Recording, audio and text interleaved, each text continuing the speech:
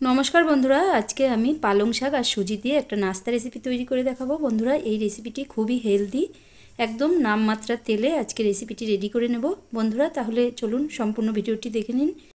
ভিডিওটি ভালো লাগলে লাইক কমেন্ট শেয়ার করবেন। বন্ধুরা, প্রথমেই আমি নিয়েছি পালং শাক। পালং শাকটা আমি ভালো করে ধুয়ে নিয়েছি। এবার এগুলো কেটে নেব। বন্ধুরা, প্রথমে এই নিচের অংশটা ফেলে দিচ্ছি। বন্ধুরা, এই নিচের অংশটা ফেলে দিয়ে আমি খুবই ছোট ছোট করে কেটে নেব।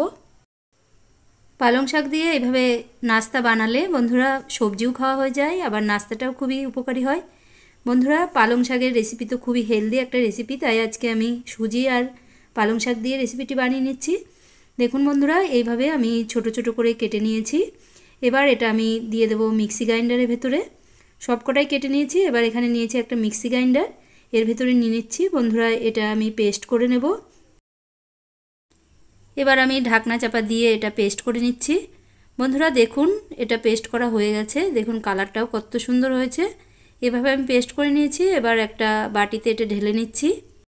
বন্ধুরা, এই নাস্তাটা বানাতে সেমন কোনো তেলের ব্যবহার হয় না, মাত্র 1 চামচ তেলেই রেসিপিটি বানিয়ে নেওয়া যায়, তাই রেসিপিটি অনেকটাই হেলদি।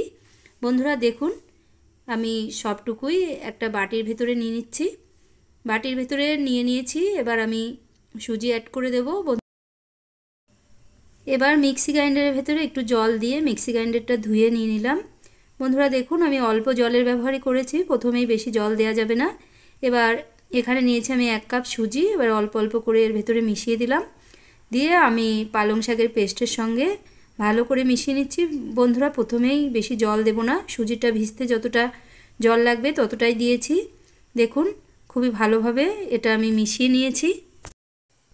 এখানে আমি দিয়ে দিচ্ছি 2 চামচ টক দই। বন্ধুরা, টক দইটা দিলে নাস্তাটা খুবই সফট, নরম তুলতুলে হয়, তাই 2 চামচ টক দই এখানে আমি অ্যাড করে দিয়েছি। আপনাদের কাছে টক দই না থাকলে লেবুর রসটাও দিতে পারেন। এবার আমি এগুলো আবারও একটু ভালো করে মিশিয়ে নিচ্ছি। বন্ধুরা, এর জন্যে আমি এখানে খুবই জলের ব্যবহার কম করেছি, কারণ এখানে টক দই দিয়েছি। দেখুন এটাও ভালো করে মিশিয়ে নিয়েছি। এবার ঢাকনা চাপা দিয়ে এটা রেস্টে রেখে দিলাম। বন্ধুরা, এটা রেস্ট হয়ে গেছে। দেখুন, এবার এর ভেতরে কিছু সবজি আমি অ্যাড করে দিচ্ছি। নিয়েছি পেঁয়াজ, টমেটো, গাজর আর কাঁচা লঙ্কা কুচি। এবার এর ভেতরে আমি এগুলো অ্যাড করে দিলাম। বন্ধুরা, দিয়ে আবারও একটু ভালো করে মিশিয়ে নেব, নিয়ে নাস্তাটা তৈরি করব। বন্ধুরা, আমার এই ভিডিওটি যদি ভালো লাগে তাহলে ভিডিওটিতে একটি লাইক দেবেন, আর চ্যানেলটি যদি এখনও সাবস্ক্রাইব করে না থাকেন তাহলে চ্যানেলটি সাবস্ক্রাইব করবেন। বন্ধুরা, 1 চামচ চিলি ফ্লেক্সও দিয়ে দিয়েছি। এবার দিয়ে দিলাম পরিমাণ মতো লবণ, আর দিয়ে দিচ্ছি চাট মশলা। আপনারা এখানে অন্য কোনো মশলাও ব্যবহার করতে পারেন, কিন্তু আমি এখানে শুধু চাট মশলাই ব্যবহার করেছি।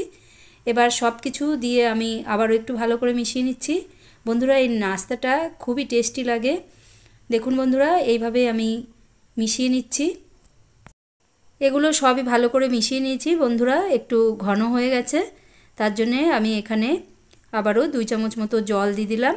দিয়ে আবারও ভালো করে মিশিয়ে নেব, তাহলে একটু পাতলা হয়ে যাবে। বন্ধুরা, এটা খুবই ঘন করা যাবে না, আবার খুব পাতলাও করা যাবে না, তাই দেখুন আবারও 2 চামচ জল আমি এখানে নিয়ে এভাবে তৈরি করে নিয়েছি। বন্ধুরা, আমার এই বিনা তেলের রেসিপিগুলো বা খুবই কম তেলের রেসিপিগুলো আপনাদের কেমন লাগে অবশ্যই কমেন্ট করে জানাবেন। ভালো লাগলে লাইক কমেন্ট শেয়ার করবেন। বন্ধুরা, এটা রেডি হয়ে গেছে। বন্ধুরা, আবারও একটু ঢাকনা চাপা দিয়ে দিয়েছিলাম। দেখুন কতটা জল ছেড়ে এসছে। এবার দিয়ে দিলাম বেকিং সোডা। বন্ধুরা, এটা আমি 1/4 চামচ দিয়েছি। দিয়ে ভালো করে আবারও ফেটিয়ে নিতে হবে, তাহলে নাস্তাটা খুবই ফোলা ফোলা হবে।